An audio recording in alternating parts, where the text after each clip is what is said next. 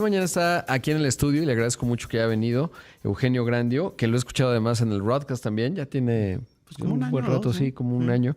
Él es presidente de la Electromovilidad Asociación México, que tienen datos muy frescos en cómo ha evolucionado y varias preguntas obviamente que tengo. Bienvenido, Eugenio. No, gracias por la invitación, muy contento de estar acá. ¿Cómo vamos al primer trimestre? Hay 3 tipos de coches, nada más para compartirlo, siempre es lo mismo, 100% eléctricos, híbridos conectables y... Ahora hay una nueva tecnología que cada vez se va a volver más común, que es rango extendido, que es casi eléctrico, pero con un motorcito de gasolina Chido. que sirve. Y bueno, están los híbridos y los mild hybrids, pero pues, inclusive ya han ido perdiendo algunos de los beneficios, ¿no? Claro, exacto, y ahorita te quiero preguntar de eso, pero bueno, ¿cómo vamos en las cifras del primer trimestre? Mira, la verdad es que ahora reportamos 25,000. No es un comparativo exacto con lo que teníamos el año pasado, que fue alrededor de 20,000. También porque cada vez son más marcas y más modelos. Entonces ahora se incorpora GAC y Geely a nuestra asociación.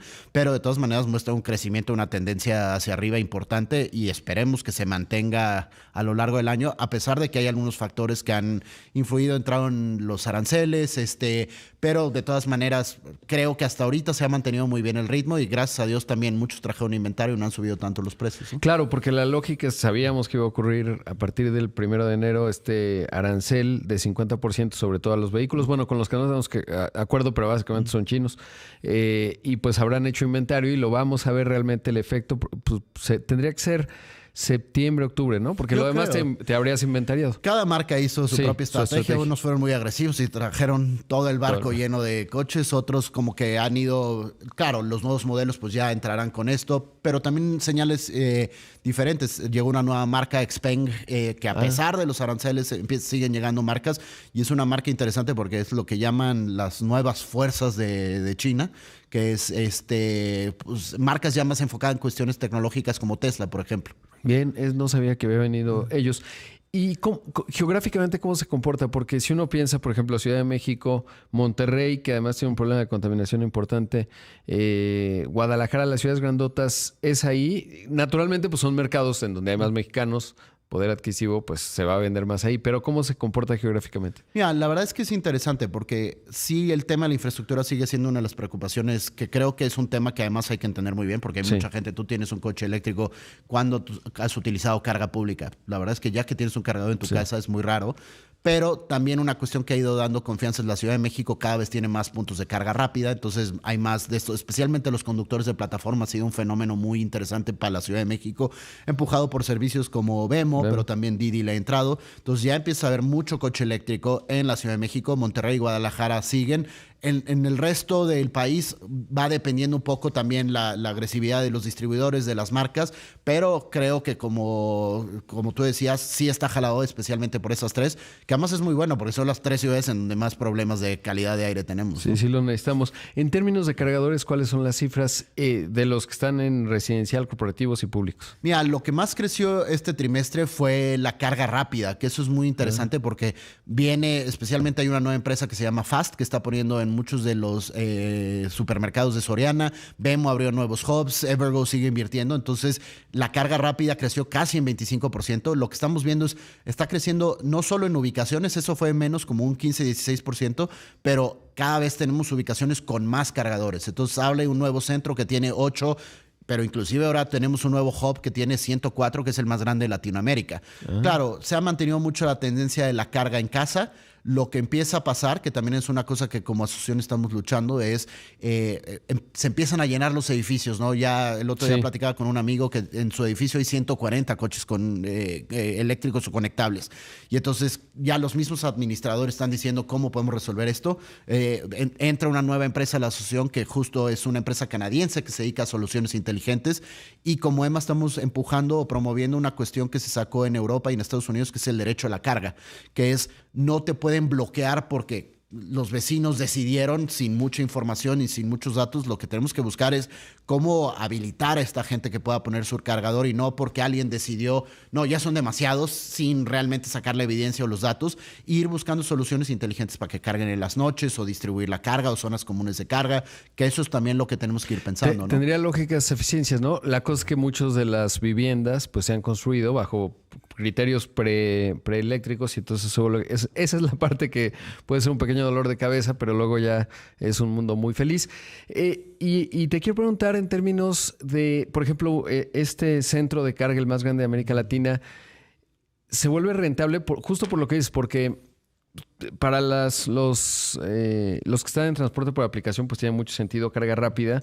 Lo hemos platicado porque luego al principio te preguntaba mis dudas hace varios años de, oye, la pila y cómo funciona, porque obviamente la vida de la pila se puede reducir bastante si cargas mucho rápido, etcétera. ¿Qué tan rentables son y cómo está esa parte? Mira, yo creo que, y además hablando de los otros temas, yo creo que ahora con todo lo que está pasando a nivel mundial y ha subido la gasolina, el petróleo, todo eso. Que es interesante porque ahora con este tema en Estados Unidos otra vez la gente está pensando los eléctricos. Sí, de broma le preguntaban a alguien y decía, no, prefiero un caballo. Y digo, ¿cómo? ¿Prefieren un caballo que un coche eléctrico? Pues mira, ojalá se vayan animando por esto.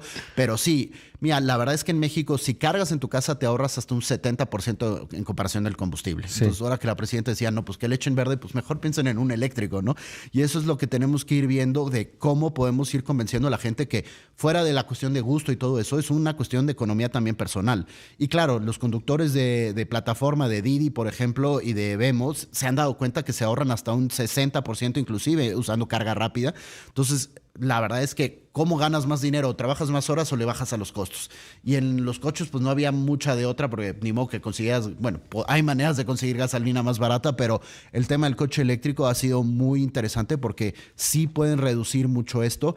Y hay mucho miedo y ideas preconcebidas sobre esto de la carga rápida, pero no sé si has tomado un Vemo últimamente. Pregúntale cuántos kilómetros trae su coche. Es un ejercicio muy interesante. El otro día me tocó uno de 300,000 kilómetros y me platicaba que la batería todavía retiene alrededor del 90%. Entonces, claro, eso era una bronca cuando eran coches de 100 kilómetros y bajarle 10 kilómetros. Que pasó en China, ¿no? Se quedaban coches ahí en la calle básicamente. Pero ahora ya con baterías de 400, 600 kilómetros, perderle un 5, un 10%, de todas maneras sigue siendo un coche muy funcional que cubre su ruta diaria, ¿no? Y sí lo están amortizando. ¿Y los híbridos conectables, cómo les va? Porque veo los números y pues no tanta... Mira, la verdad es que en México es más fácil dar el brinco al híbrido conectable. ¿Por qué? Porque pues todavía te da miedo la infraestructura, tienes la posibilidad. Lo que nosotros como EMA y con las marcas estamos trabajando es el híbrido conectable fue diseñado para usar los dos trenes motrices. Entonces la idea es que lo puedas conectar diario. Entonces en ciudad lo manejes como eléctrico y en carretera tengas la opción de los dos. Si haces eso, el coche es más eficiente, consumes como un coche eléctrico más bien en kilowatts que en kilómetros por litro. Y además en tema de emisiones, que es un poco lo que está buscando la Secretaría de Medio Ambiente y las autoridades ambientales, que es tratar de bajar las emisiones, que es un poco la diferencia con el híbrido tradicional. El híbrido tradicional sigue siendo un coche de gasolina. Gasta menos, pero sigues contaminando la gran parte de los kilómetros que recorres, ¿no? Sobre todo si es grande. Eugenio, debo hacer un corte, pero ya estás acá, así que vamos al corte, regresamos, seguimos platicando, porque te quiero preguntar finalmente cómo quedó todo este tema de lo que ha cambiado y qué tanto ha impactado, no solo en el tema de aranceles, sino de que los híbridos pues ya no todos van a poder estar exentos, digamos, de circular. Y el tema de las tenencias y, en fin, varias cosas. Vamos a un corte. Esto es Imagen Empresarial. Esta mañana está aquí en el estudio Eugenio Grandio. Él es el presidente de la Electromovilidad Asociación en México. Bueno, esta mañana está aquí en el estudio el presidente de la Electromovilidad Asociación México, Eugenio Grandio, con los datos de cómo se está comportando y más allá de los datos, ya los dabas, 25,000 vehículos en el primer trimestre, que se compara, aunque no es comparable con 20,000 del mismo periodo del año pasado. Pero, ¿qué está pasando en términos de los cambios que están proponiendo? Porque ahí hay dos componentes. Uno, lo que mencionabas, a lo mejor los híbridos pues no cumplen el objetivo de reducir las emisiones y el grado de contaminación que tenemos en la Ciudad de México, en Monterrey, por ejemplo, también. Y en las ciudades grandes, le pasa a Querétaro, depende también de la situación geográfica, cómo soplan los vientos, etcétera. Pero básicamente el objetivo pues es que haya menos emisiones en las ciudades y tiene mucho sentido. Pero ha habido cambios y luego están cambios también, por ejemplo, que antes estaban exentos de tenencia, pero después ya no lo van a estar. Claro, como se deprecian los coches, a lo mejor te salvas, pero ¿qué está pasando? Mira, yo creo que también la discusión ha avanzado, ¿no? Al final, A mí me tocó vender los primeros eléctricos, que fue en 2012, 2013, y el incentivo era para el híbrido y el eléctrico, que hacía mucho sentido porque había 4 coches en total. Sí. Nosotros ahora tenemos cuantificados 100 eléctricos, 60 híbridos conectables, y los híbridos normales ya, la verdad, ni siquiera los contamos mucho. ¿Qué ha pasado? Se ha ido diversificando hasta la tecnología. Entonces, no, nosotros siempre decimos, el objetivo no era la electrificación, porque hoy es mucho mercadotecnia y publicidad de eléctrico, electrificado, super híbrido, mega híbrido. El objetivo es reducir las emisiones. Y ha ido cambiando porque muchos de los países se han ido enfocando 100% en los coches eléctricos porque realmente son los únicos que reducen las emisiones. Claro, va a haber gente que diga, las plantas, bueno, sí, eso no te toca a ti como usuario, y además, a pesar, inclusive en México, como se produce la energía, comparado con un coche normal, te estás ahorrando hasta un 60%. Entonces, toda esa gente que dice, bueno, es que las plantas contaminan, de todas maneras hay un ahorro importante y la contaminación no es dentro de las ciudades. Entonces, ¿qué se han dado cuenta las autoridades? Que hay que ir incentivando más a que haya más coches eléctricos. Por ejemplo, en casi todos los países ya se ha escalonado. Una de las propuestas nuestras es que estos incentivos en México sea 100% para el eléctrico, 50% para el híbrido conectable, 25% para el híbrido normal. Entonces, sí mantener algo de incentivos, pero ya escalonados. Entonces, también aquí en la Ciudad de México se dieron cuenta que, por ejemplo, el mild hybrid, su apoyo es muy pequeño en cuestión de emisiones, entonces se le quitan los incentivos. Los híbridos y los híbridos conectables mantienen los incentivos, sin embargo pasan de 8 a 6 años, y también están revisando ya en estados. En Jalisco se quitó el apoyo a la tenencia, en Nuevo León se está discutiendo. Entonces yo creo que lo que sí hay que mantener. ¿Y en la Ciudad de México? Ahorita sigues manteniendo el tema de la tenencia, especialmente en el eléctrico. Pero no expira en 2 años. Ni siquiera lo comunican, claro, eso es lo que me... Mira, de lo que nosotros hemos entendido es eléctrico, lo conviene, lo sigue teniendo, e híbridos conectables y híbridos también lo conservan en el distrito, bueno, en la Ciudad de México. El mild hybrid ya pierde todos los beneficios. Claro. Sí. ¿Y qué calcula como mild hybrid? Mira, mild hybrid es un coche en donde el sistema eléctrico normalmente es un poco más chiquito. Son baterías de 24 o 48 volts que sirven para reemplazar. O sea, es el voltaje de la batería lo que... Y que no realmente muevan el coche, sino que ayudan a los sistemas auxiliares del vehículo. O sea, reemplazan el alternador y de ahí están conectados el aire acondicionado, el sistema de dirección. Entonces, realmente era un apoyo para quitarle carga al motor, pero el motor sigue siendo el que empuja 100% el coche. Entonces, es un mild hybrid, ¿no? Y esos hay que ir viendo porque también hay que actualizar el tema de la placa verde. Y otra de las que estamos empujando mucho en EMA es, ahora empieza la discusión de la NOM 163, que es un poco lo que obliga a los fabricantes a traer coches más eficientes. Entonces, estas discusiones van a empezar en 1 o 2 semanas y lo que tenemos que buscar es una norma parecida a la que está discutiendo Canadá, la que tiene Europa, que promueve que nos lleguen las mejores tecnologías. A mí un poco lo que me da coraje es que vas a Europa y una marca que está en México ofrece 8 eléctricos y no los trae a México. Claro. O a veces hacemos coches eléctricos en México y mejor los venden en Estados Unidos porque la norma les obligaba. ¿Y cómo está el tema? Y quizás tiene que ver, dependiendo de los jugadores, y pues es un universo amplio. Obviamente China ha sido ampliamente eficiente, pero ¿qué tanto tiene que ver el precio? Porque obviamente cuando uno ve, tú sabes mucho del sector automotriz, pero pues hay vehículos que no llegan a México por punto de precio, ¿no? El volumen es tan pequeño que dices, pues ni vale la pena traerlo. ¿Tendrá que ver con eso? Sí, sin duda. El valor promedio de un coche en Estados Unidos ya de $50,000, casi $1 millón. En México el precio promedio es de 560. Entonces, claro, los americanos, el mercado se ha enfocado en vehículos grandes y de grandes márgenes. En México, si haces eso, pues no venderías tantos. Claro. Entonces, se han enfocado en vehículos de bajo precio. Yo creo que por eso también los fabricantes chinos han sido muy exitosos, porque tienen muchas opciones de bajo costo. Especialmente en eléctricos, son los únicos que hacen eléctricos de bajo costo. Entonces, por eso es que también estamos viendo que esas marcas se están enfocando en estos modelos de nicho, de gran margen, de camionetas grandes, de lujo, pero lo que los mexicanos compramos son vehículos más chiquitos, ¿no? Oye, Eugenio, ¿y motos? Bueno, yo debo decir que yo estoy en todos los mundos, ¿no? Tengo combustión interna 1, eléctrico, y luego hoy vine en moto porque no soporto el tráfico. Pero las motos en China, por ejemplo, hay un montón de eléctricas y acá como que no Ojalá empecemos, ¿no? Pero ves con lo que todo lo que sabes, ¿por qué no hay? Yo creo que es un tema de precio. La verdad es que sí tenemos que llegar a menores, a mayor economía de escala, también puedes reducir costos. En China ya está pasando, ya empieza a haber fabricantes que empiezan a ofrecer motos eléctricas en México. Nosotros decimos, eléctricos, todo. O sea, necesitamos un fabricante nuestro ya está haciendo camiones de basura eléctricos, vehículos de reparto, patrullas, ya empieza a ver. ¿Viste como que he visto poca cobertura, pero ya Tesla tiene un tractocamión, ¿no? Sí, yo creo que va a ser un poco lo más difícil porque luego son distancias muy largas. Y el diésel y digamos, peso, distancia no está sencillo de resolver. Pero mira, la verdad lo que están viendo es que son súper eficientes y en las empresas es un tema mucho más racional. En el momento que los costos... Cambian. Cuando tú compras un coche, te gusta más uno, te identificas más con otra marca.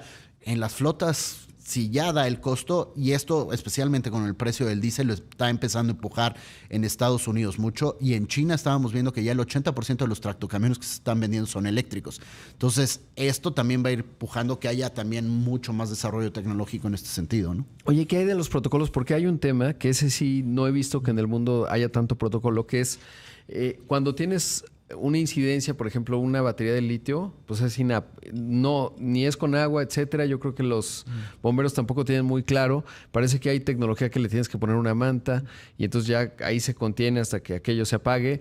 ¿Qué hay con respecto al tema de la seguridad? Es muy poco, realmente. Algunos dicen, y las baterías, pues yo no he sabido de ni un caso en México, no sé si tú sabes de alguno, pero ¿qué hay con respecto a ese tema? Mira, sí es una manera diferente de atender el tema, porque sí, no es como...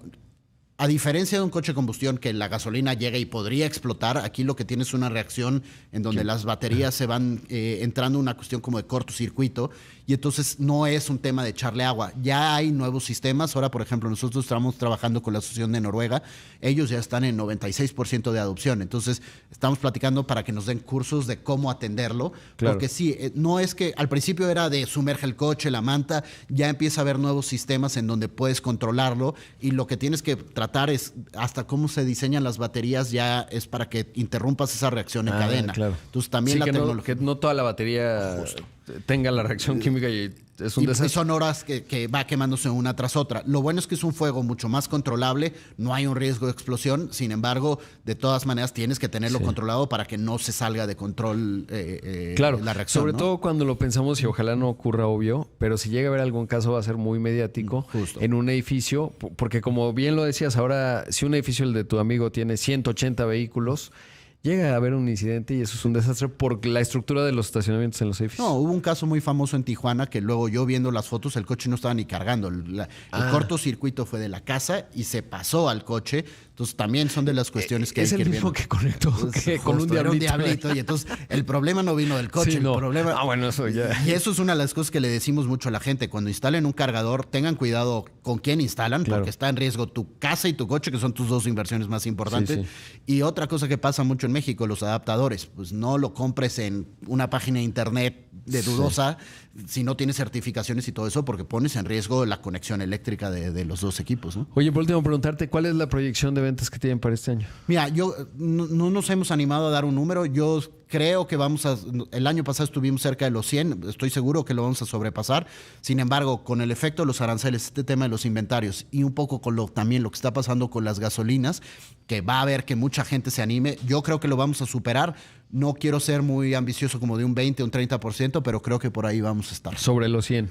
Yo creo que sobre los 120 vamos a 120. estar. 120. Interesante. Sobre todo porque más bien el niño, entonces se va a poner complicado el tema del calor, por ejemplo, en la Ciudad de México, y eso exacerba pues las contingencias, y entonces cuando ya no circulas dices, pues sí lo piensas, ¿no? No, y hubo un estudio ahora de Beijing que, ¿te acuerdas de las Olimpiadas? Sí. Creo que de pasar de 8 días de buena calidad de aire pasaron a 230 nada más por la adopción. Entonces, ojalá podamos aplicar, y en California igual, y en Europa las ciudades ya lo están mostrando. Ojalá nos animemos, ya no solo un tema porque me gusta o no me gusta, sino porque creo que además en estas ciudades lo necesitamos por un tema de salud y además por un tema de economía familiar. O sea, que te estés ahorrando una lana, por los dos ángulos, le ayuda a todo el mundo, ¿no? Claro. Eugenio, gracias. No, gracias por estar aquí, siempre un gusto.